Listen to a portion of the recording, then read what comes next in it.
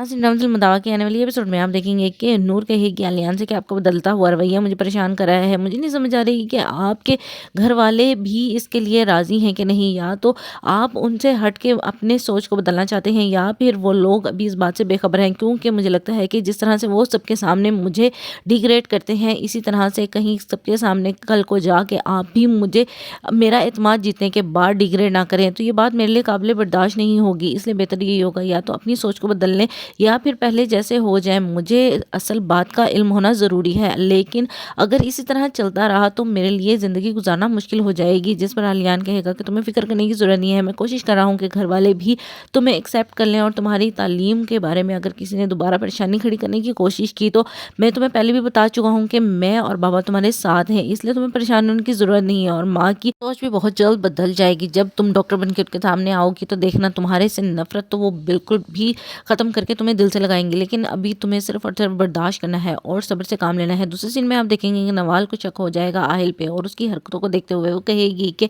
मुझे लगता है आहिल, मैंने तुम्हारे साथ शादी करके ज़िंदगी में कोई बहुत ही बड़ी गलती कर दी है। मुझे दिन ब दिन ये एहसास होता जा रहा है कि तुम मेरे पैसे का फ़ायदा उठा रहे हो और ख़ुद तुम कुछ नहीं करे। अगर तुम खुद मुलाजमत की तलाश में निकलते तो शायद आज तुम्हें जॉब मिल जाती, लेकिन तुम्हारी अना तुम्हारी जॉब के बीच में आ रही है। अगर तुम अपनी अना को साइड पे रख के थोड़ा सा ये ख्याल कर लो कि तुम्हें इस घर को चलाना है तो शायद आसानी हो जाए। जिस पर आहिल कहता है कि शायद तुम्हें भी मेरी मजबूरियों का एहसास नहीं है, शायद तुम्हें ये अंदाज़ा नहीं है कि दिन ब दिन ठोकरे खाने के बाद जब तुम्हारा शौहर घर आता है तो वो किस हालत में होता है। लेकिन वाकई किसी ने सच कहा है कि कोई अमीर ज़ादी अगर किसी गरीब को पसंद कर ले तो शायद उसकी ज़िंदगी बर्बाद हो जाती है, और तुम्हें भी ऐसा ही फील हो रहा है। मैं वाकई तुमसे शादी नहीं करना चाहता था सिर्फ अपनी गरीबी की वजह से, लेकिन आज ये हालात आ गए हैं कि तुमने खुद मुँह से ये बात कह दी है, तो मैं भी मजबूर हूँ ये कहने के लिए कि अगर तुम मुझे छोड़ के जाना चाहती हो तो खुशी से जा सकती हो।